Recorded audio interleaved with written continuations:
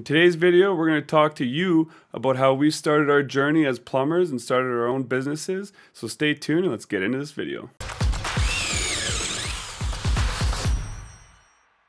Welcome to the Plumbing Gurus. My name is Karsten. And my name's Clayton. And on this channel, we strive to save you money and keep you informed on all the proper plumbing practices. All right, so we haven't actually talked about this very much, and we're going to go into a little bit of how Clayton and I met and how we got into our journey of plumbing / our businesses and where we are today.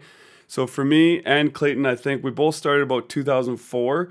We started plumbing together, and on and off, we worked with each other for many, many years. And then he went and did some other stuff for a while. And then I went off, did another thing.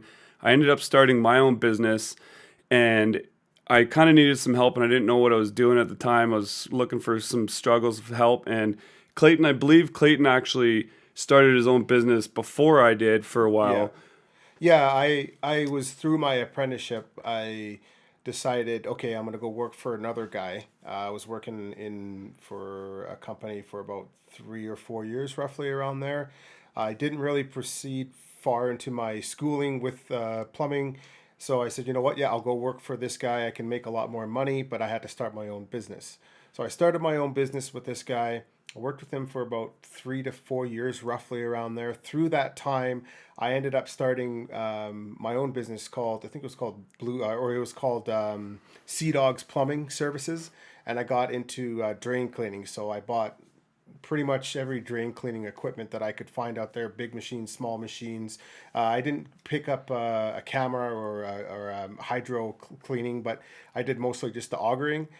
It was a little premature when I went off on my own. I shouldn't have done that. I kind of wish I stayed with a company for longer to, have a little bit more experience with how a business runs.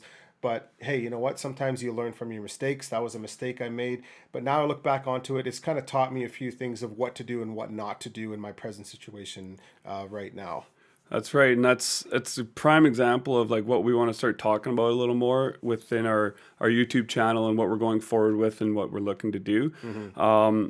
Clayton, I guess you were kind of subcontracting. You weren't fully on your own, or were you finding your own jobs? Or yeah, it was about 50-50, I would say. Yeah. It started off with just subcontracting, and then I started to get my name out there that I was doing drain cleaning.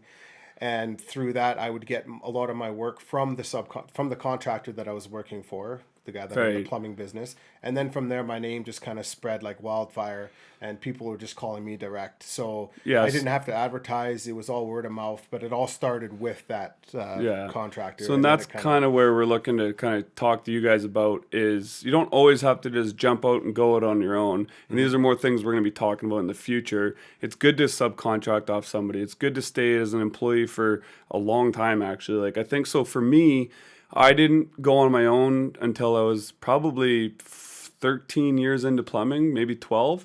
So like what I always say is get your ticket. Say it takes 4 or 5 years to get your ticket.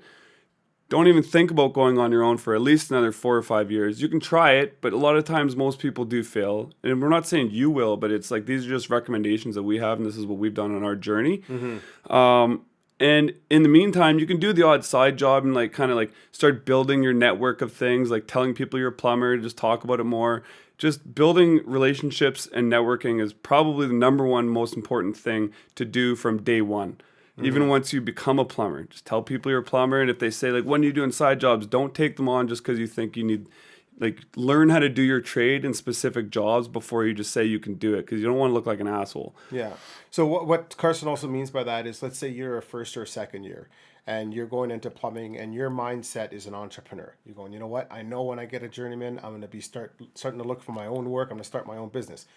So what you should be doing from day one is when you're going into the wholesales, you should be talking to people, get to know the guys that are going to be your sales rep. You get to know the guys that are coming up. Like if there's a booth there and they're talking about, go over there, start talking to them. Get comfortable with talking to people that you don't know. Tell them, hey, in 4 years, I want to have my own business. People are going to be like, that's awesome. They're going to cheer you on. They're going to want to see you be successful because it's all going to be more business for everybody else. So any situation, if there's any trade shows, any of that kind of stuff, get your name out there. Get talking to people. Even like if you're third year to fourth year, becoming a journeyman, talk to your guy that you're working for. Be like, hey, you know what? Like I want to get on my own. I plan to do it in 2 years, 3 years, 1 year.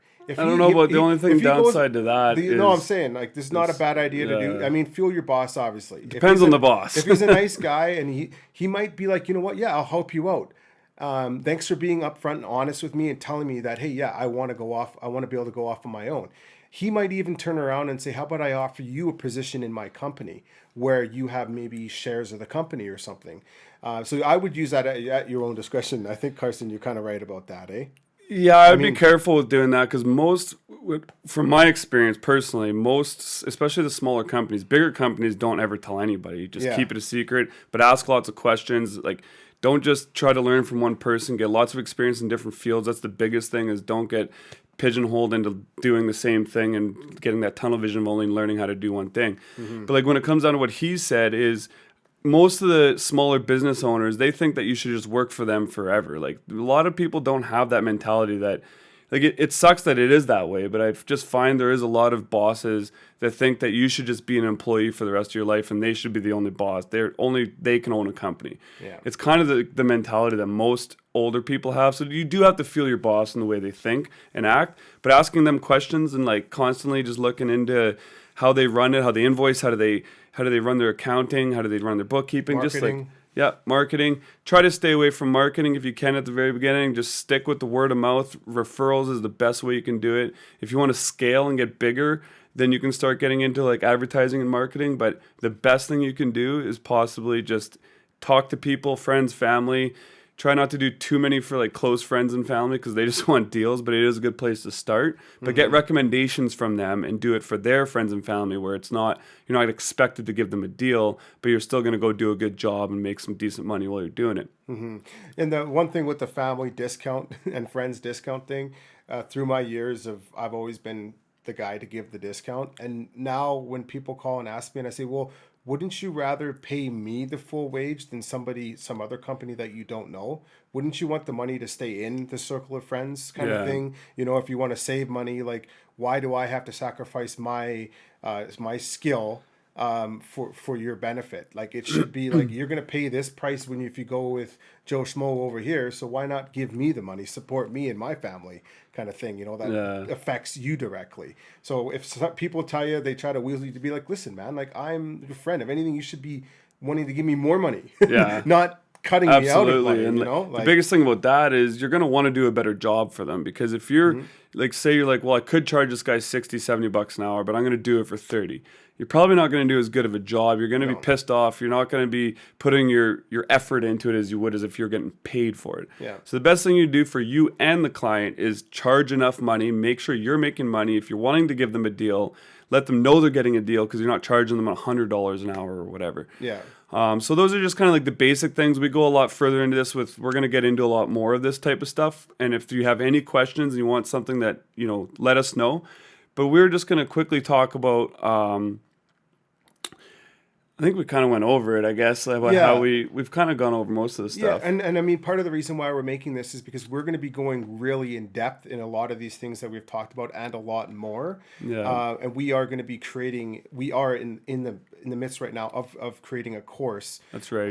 Right now, Carson, we have it in the beta stage, so we're offering a 70% discount right now. Yeah, we're so in the very early stage of this. We have I don't know if you've seen the video, we'll put a link to the video above. If you've already kind of started doing your own stuff, we've created an Excel spreadsheet where we show you how to do a quote and we kind of break that down. We currently are selling that. We don't have any videos on there, but we are going to have a full-on course from kind of start to finish on starting your business, on when to start and what to do at the beginning and how to kind of keep getting clients and not be one of those people that fails in the first 5 years type of thing. Absolutely. And too, within that course is going to be, you can ask questions, you can give us video suggestions. So if there's something where you're like, hey, like what's the best way for me to go about this topic? We'll be glad to go ahead and make a video on something. Absolutely. Like that. We're going to have a private Facebook group where you can send us pictures, ask us questions. We'll be answering stuff in there constantly. If this is something you're interested, there will be a link in the description below. So just check that out. Other than that, guys, thanks a lot for watching, and we'll see you on the next one. See ya.